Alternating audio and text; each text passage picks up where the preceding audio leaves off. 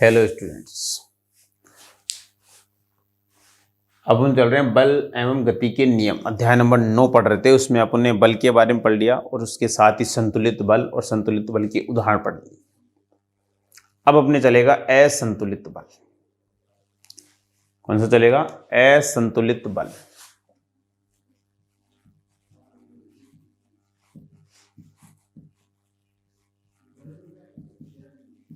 बल के दो प्रकार बताए थे, एक संतुलित बल और एक असंतुलित बल। तो अब अपने चल रहे हैं असंतुलित बल। असंतुलित बल, जब किसी वस्तु पर लगे अनेक बलों का परिणामी बल शून्य नहीं हो। कोई भी वस्तु है, इस वस्तु पे लगे अनेक परिणामी बलों का परिणाम शून्य नहीं हो तो वो कहलाएगा असंतुलित बल। जैसे किसी वस्तु पर इस पर एक 10 न्यूटन बल लग रहा है और एक 5 न्यूटन बल लग रहा है और इस ओर से इस वस्तु पे 13 न्यूटन बल लग रहा है। तो अब बताओ इसका परिणामी बल जो है वो नेट शून्य होगा क्या? देखो इधर 10 और 5 15 न्यूटन और इधर लग रहा है 13 न्यूटन। तो इसमें यदि घटाएंगे तो बचेगा 2 न्यूटन। मतलब 2 न्यूटन किस ओर बचेगा? इस ओर। मतलब वस्तु इस ओर गति करेगी। तो इस स्थिति में जो बल आरोपित किया जाएगा वो कहलाएगा असंतुलित बल। जब किसी वस्तु में लगे अनेक बलों का परिणामी बल शून्य नहीं होता है तो वस्तु पर आरोपित बल जो है वो असंतुलित बल कहलाता है। तो देखो बच्चों, असंतुलित बल, जब किसी वस्तु पर लगे अनेक बलों का परिणामी बल, जब किसी वस्तु पर लगे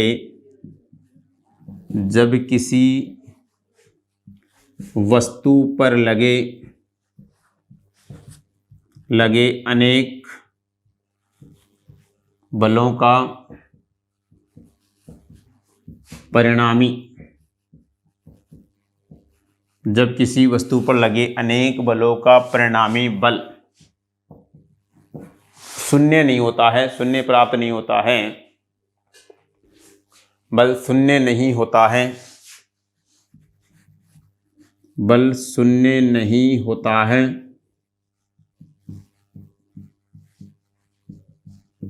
जब किसी वस्तु पर लगे अनेक बलों का परिणामी बल शून्य नहीं होता है तो उस बल को असंतुलित बल कहा जाता है। तो उस बल को असंतुलित बल कहा जाता है। तो उस बल को असंतुलित बल कहा जाता है। तो उस बल को असंतुलित बल कहा जाता है। जब किसी वस्तु पर लगे अनेक बलों का परिणामी बल शून्य नहीं होता है तो उस बल को असंतुलित बल कहा जाता है, या उस वस्तु पर लगे बल को असंतुलित बल कहा जाता है। असंतुलित बल निम्नलिखित प्रभाव दिखा सकता है। असंतुलित बल निम्नलिखित प्रभाव दिखा सकता है।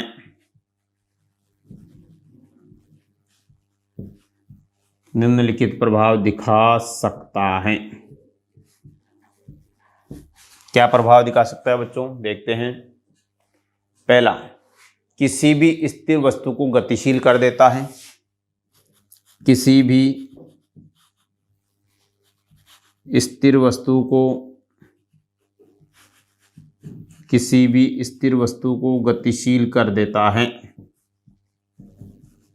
गतिशील कर देता है।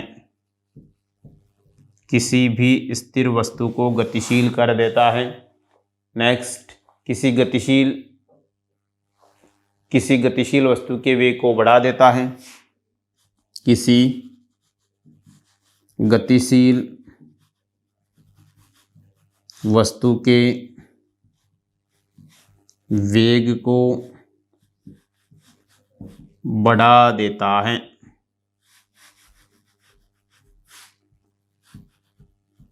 किसी गतिशील वस्तु के वेग को बढ़ा देता है। किसी भी गतिशील वस्तु के वेग को कम कर सकता है। किसी भी गतिशील वस्तु के वेग को कम कर सकता है। किसी भी गतिशील वस्तु के वेग को कम कर सकता है। किसी भी गतिशील वस्तु के वेग को कम कर सकता है। किसी भी गतिशील वस्तु को स्थिर बना सकता है। किसी भी गतिशील वस्तु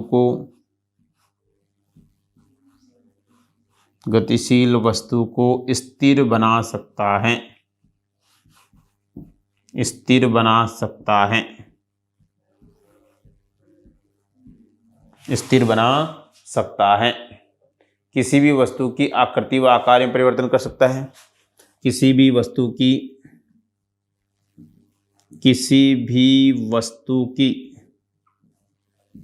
आकृति एवं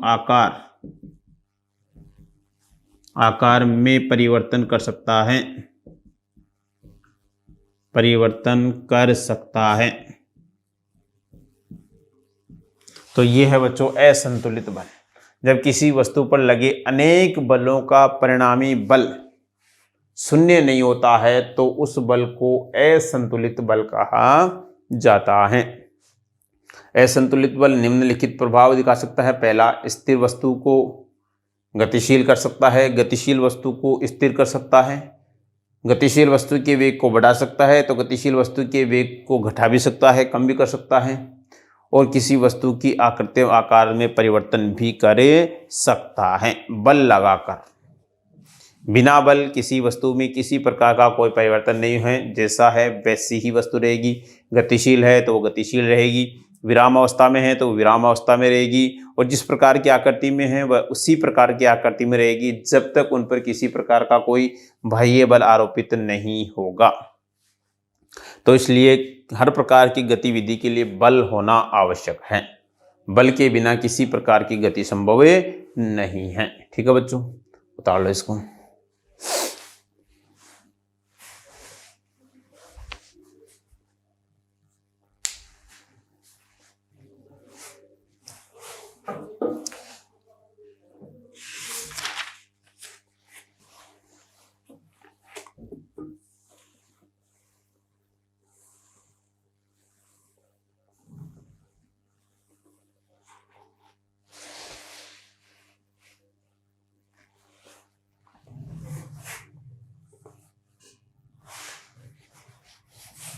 ठीक है बच्चों, अब देखो बच्चों एक नोट डालते हैं। नोट में लिखते हैं, कोई वस्तु समान वेग से गतिशील कब होगी? जब उस पर आरोपित बल का मान क्या हो? संतुलित हो, तभी वो समान वेग से। यदि कोई वस्तु जो है वो समान वेग से गतिशील है तो वो समान वेग से गतिशील तभी रहेगी जब उस पर आरोपित बल जो है वो कैसा बल हो? संतुलित बल हो।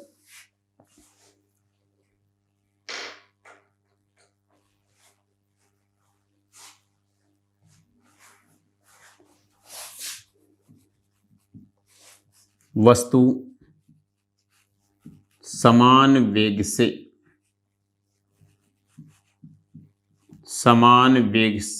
तभी गतिशील रहेगी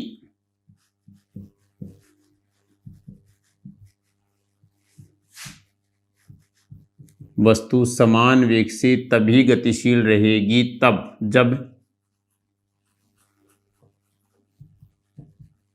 उस पर आरोपित बल संतुलित बल हो।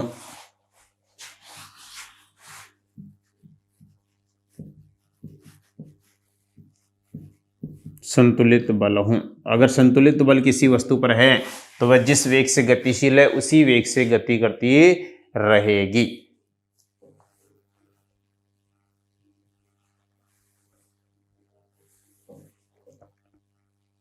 अब नेक्स्ट अपन देखेंगे बच्चों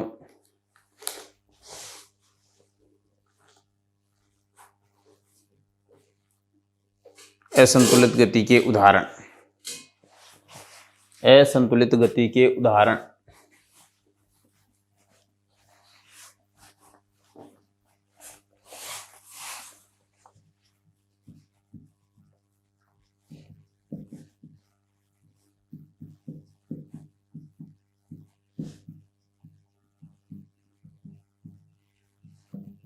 असंतुलित गति के उदाहरण। असंतुलित गति की उदाहरण क्या है बच्चों? पहला उदाहरण अपन दे सकते हैं, जब हम साइकिल चलाते हैं तो हम पैडल चलाना बंद कर देते हैं तो साइकिल गति धीमी पड़ जाती है। ऐसा इसलिए होता है क्योंकि घर्षण बल गति की दिशा के विपरीत कार्य करता है। जब हम साइकिल चलाते हैं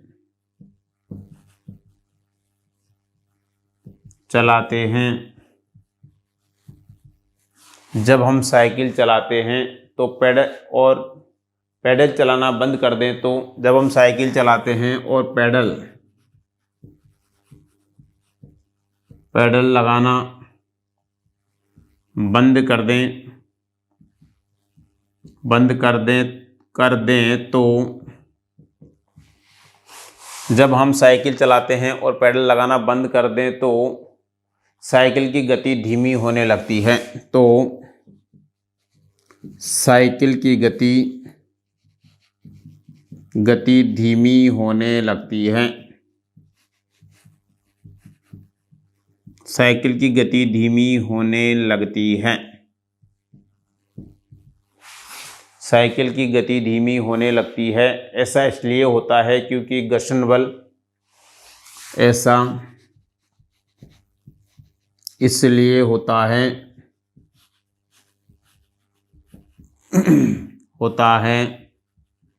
क्योंकि घर्षण बल गति की दिशा के विपरीत दिशा में कार्य करता है। गति की दिशा के विपरीत दिशा में कार्य करता है। विपरीत दिशा में कार्य करता है। गति की दिशा के विपरीत दिशा में कार्य करता है। साइकिल को गति रखने के लिए हमें पेडल मारना पड़ता है। अतः साइकिल की गति को बनाए रखने के लिए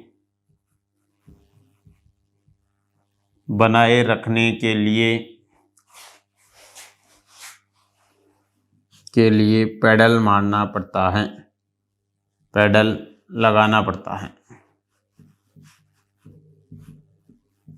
पेडल लगाना पड़ता है या पेडल मारना पड़ता है। ठीक है बच्चों। अब इसके बाद देखेंगे बच्चों अपन गति के नियम। ये था अपना पहला भाग बल। अब है गति के नियम। दूसरा भाग है गति के नियम। उतारो बच्चों इसको।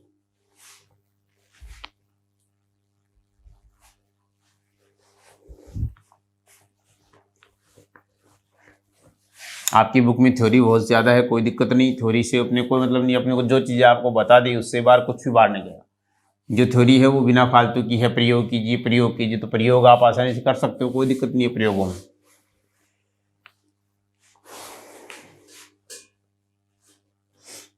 इसके बाद है गति के नियम। गति के नियम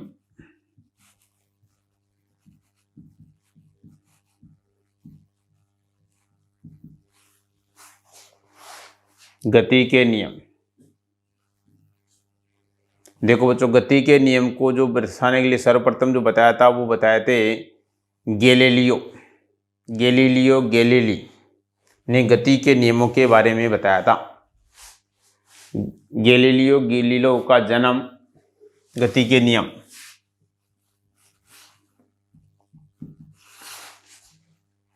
गैलीलियो गैलीली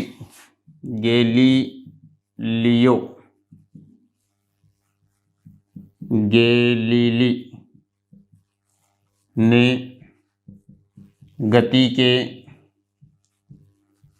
नियमों के बारे में बताया।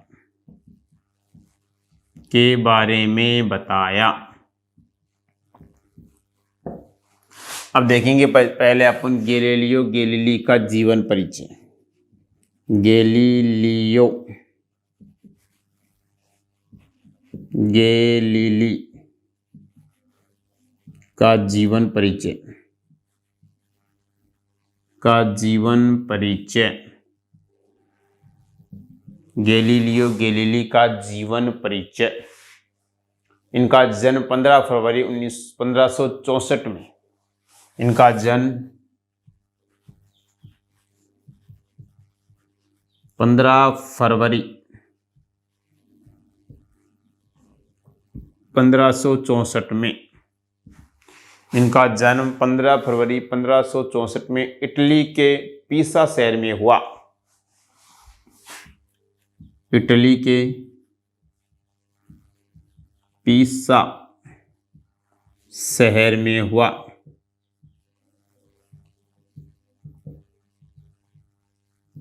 पीसा शहर में हुआ, इटली के पीसा शहर में हुआ। गैलीलियो की बचपन से ही गणित तथा प्राकृतिक दर्शन में रुचि थी। गैलीलियो की बचपन में ही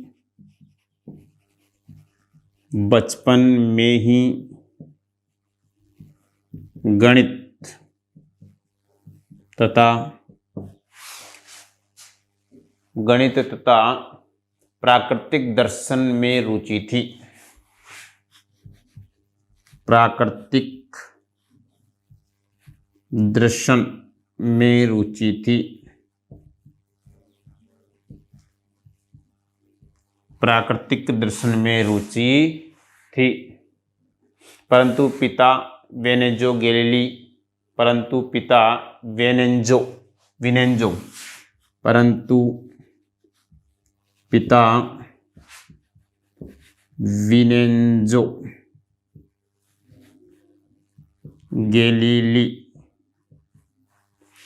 पिता विनेंजो गैलीली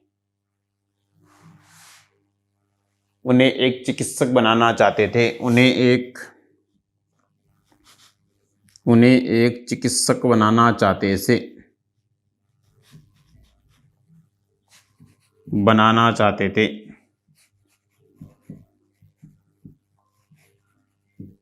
चिकित्सक बनाना चाहते थे। तदनुसार गैलीलियो ने सन 1881 में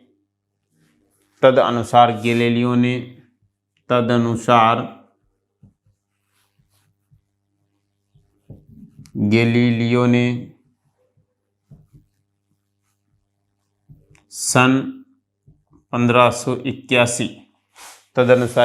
ने सन 1581 में चिकित्सा उपाधि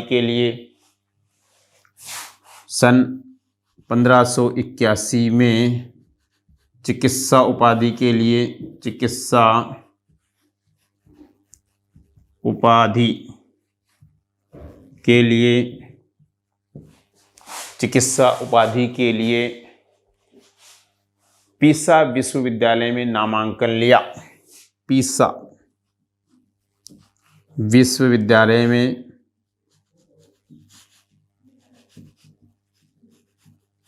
पीसा विश्वविद्यालय में नामांकन लिया।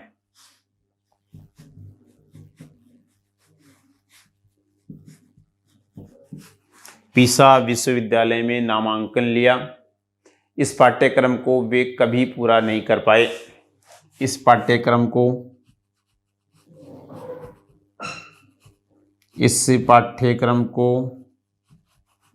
वे कभी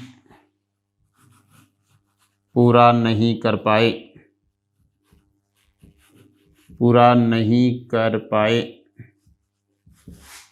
इस पाठ्यक्रम को वे कभी पूरा नहीं कर पाए क्योंकि उनकी वास्तविक रुचि गणित में थी।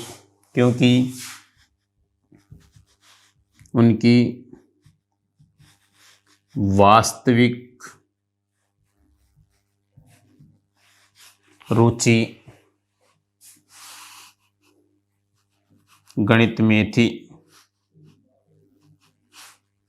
क्योंकि उनकी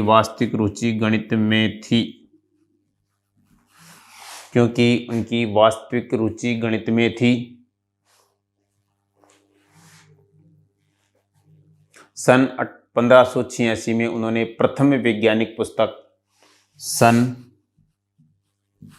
1586 में उन्होंने प्रथम सन 1586 में उन्होंने प्रथम वैज्ञानिकी पुस्तक the little balance, वैज्ञानिकी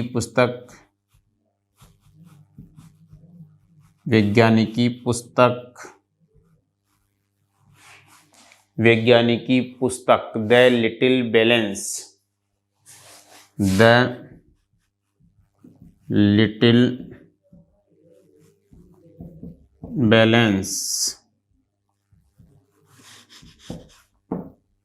little balance लिखी, जिसमें उन्होंने एक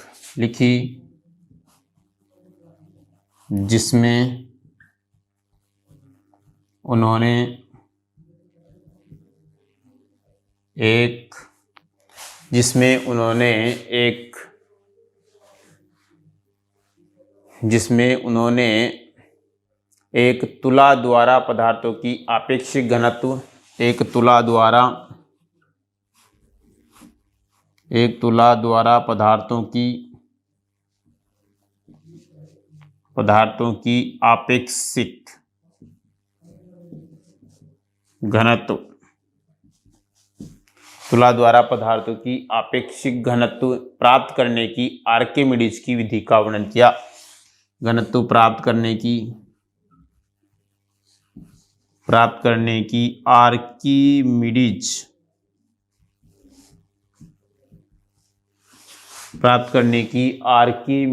की विधि का वर्णन किया।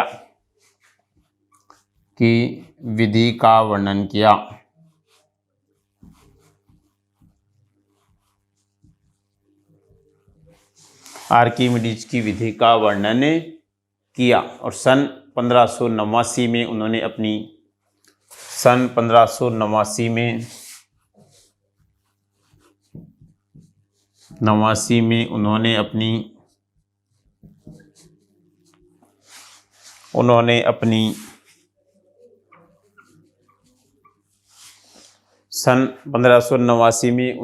अपनी निबंध श्रेणी डी मोट्स में नत समतल के प्रयोग से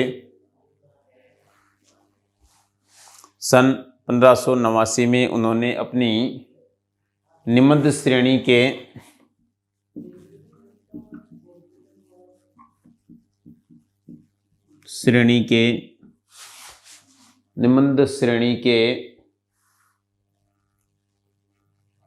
डी मोट में नत समतल के प्रयोग से डी मोट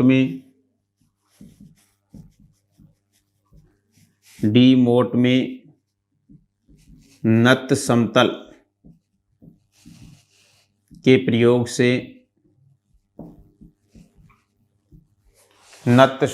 के प्रयोग से किसी गिरती हुई वस्तु के गिरने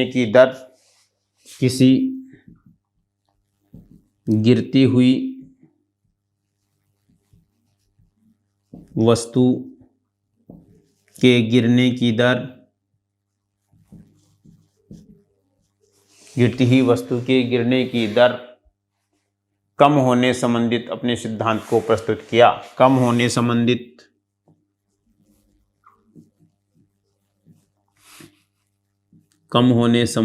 अपने सिद्धांत को प्रस्तुत किया।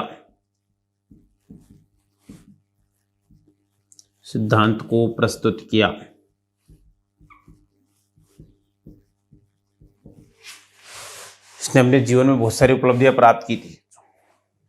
इसकी लंबी चौड़ी जीवनी है। जन्म 15 फरवरी 1564 में इटली के पीसा शहर में हुआ था। इनकी जो रुचि थी वो मुख्यतः गणित तथा प्राकृतिक सौंदर्य में थी। प्राकृतिक दर्शन, जिसे इसी प्राकृतिक सौंदर्य के नाम से कहते हैं।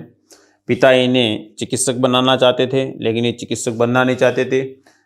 जब इनकी 1581 में चिकित्सक की उपाधि के लिए पीसा विश्वविद्यालय में नामांकन करवाया तो इन्होंने अपना पूरा पाठ्यक्रम बिना किए इस विद्यालय को छोड़ दिया। और उसके बाद में, क्योंकि इनकी जो रुचि थी वो तो मुख्यतः गणित में थी, इसलिए इनको इसमें कोई इंटरेस्ट नहीं था। और सन 1586 में उन्होंने प्रथम वैज्ञानिकी पुस्तक द लिटिल बैलेंस लिखी, जिसमें उन्होंने एक तुला द्वारा पदार्थों की आपेक्षिक घनत्व प्राप्त करने की आर्किमिडीज की विधि का वर्णन किया। व इससे पदार्थों की आपेक्षिक घनत्व ज्ञात किया जा सकता है। और सन 1589 में उन्होंने अपनी निबंध श्रेणी में डी मॉट में नत समतल के प्रयोग से किसी गिरती हुई वस्तु के गिरने की दर को कम होने संबंधित अपने सिद्धांत को प्रस्तुत किया। मतलब किस दर से जो है इसकी गिरने की दर हो रही है, कमी हो रही है। आगे देखते बच्चों उतारो इसको।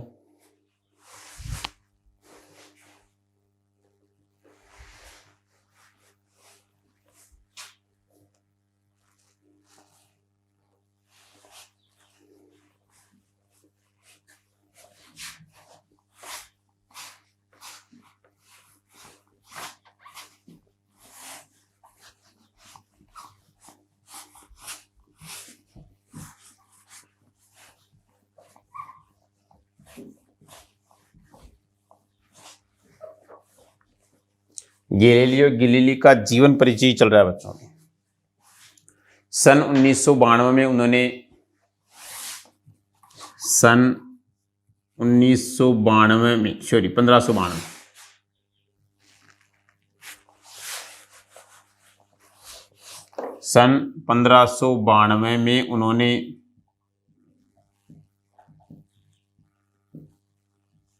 सन 1592 में उन्होंने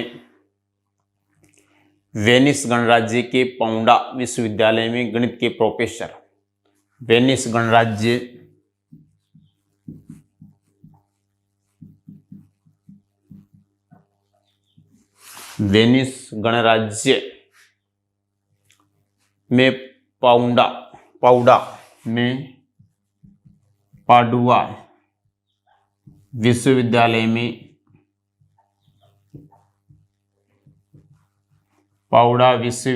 में पाडुआ विश्वविद्यालय में गणित के प्रोफेसर पद पर नियुक्त किए गए। गणित के प्रोफेसर पद पर नियुक्त किए गए।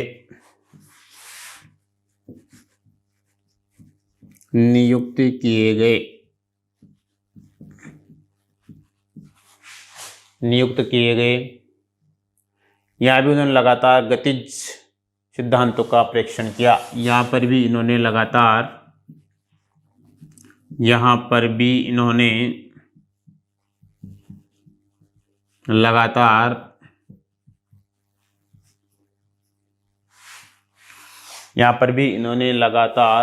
गतिज सिद्धांतों का परीक्षण किया।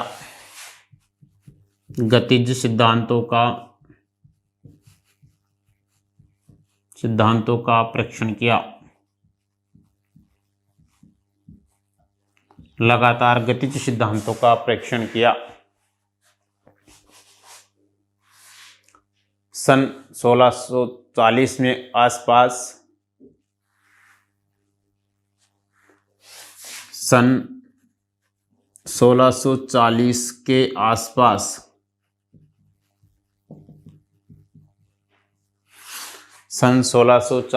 के आसपास उन्होंने प्रथम लोलक घड़ी की संरचना की। उन्होंने प्रथम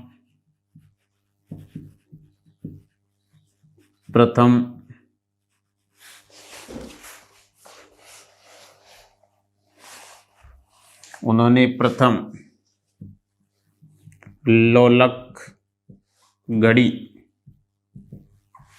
सन 1640 के आसपास उन्होंने प्रथम लोलक घड़ी की संरचना की।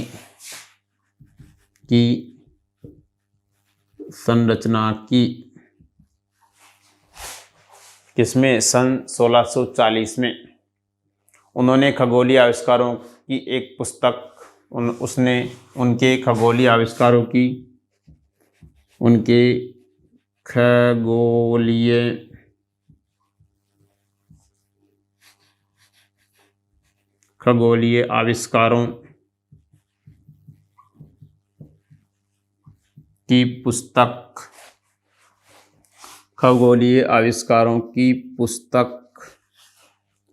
खगोलीय आविष्कारों की पुस्तक स्टारी मैसेंजर में स्टारी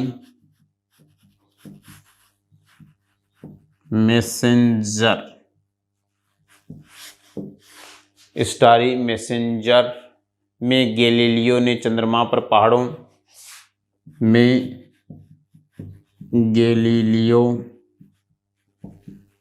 ने चंद्रमा पर पहाड़ों छोटे छोटे सितारों से मिलकर बने आकाश गंगाओं छोटे छोटे सितारों से बने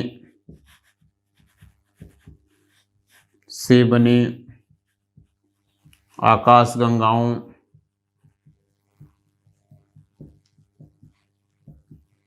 सितारों से बने आकाश गंगाओं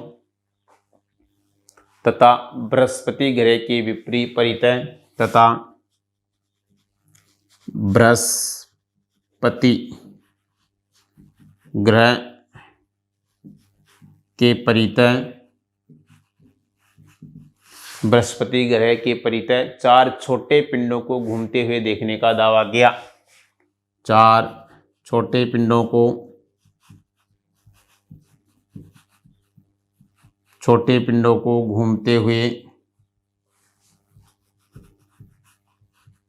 घूमते हुए होने का दावा किया। छोटे पिंडों घूमते हुए होने का दावा किया। उन्होंने अपनी पुस्तकों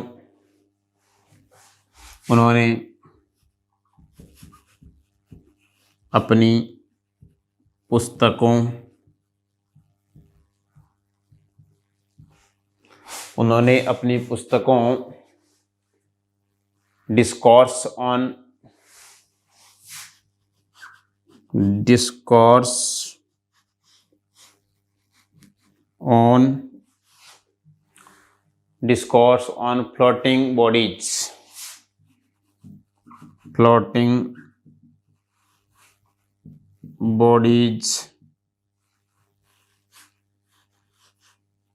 floating bodies तथा letters on the sun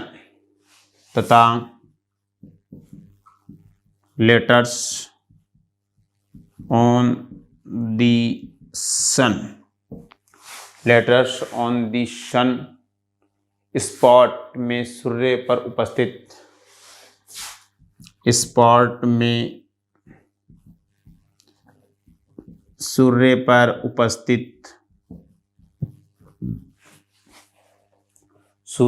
उपस्थित धब्बों के संदर्भ में अपने प्रेक्षणों का सूर्य पर उपस्थित धब्बों के संदर्भ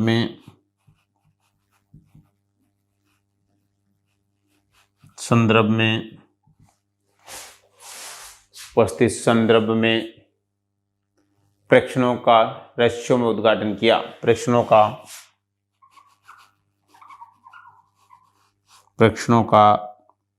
रहस्यमय उद्घाटन किया और सन 1642 में इनकी मृत्यु हुई तथा सन 1642 में इनकी मृत्यु हुई। यह है बच्चों गैलीलियो का जीवन परिचय। उतारो।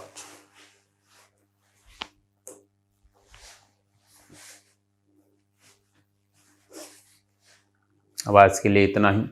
कल से स्टार्ट होगा अपने गति के नियम। ठीक है बच्चों, गति के नियम। ओके, धन्यवाद।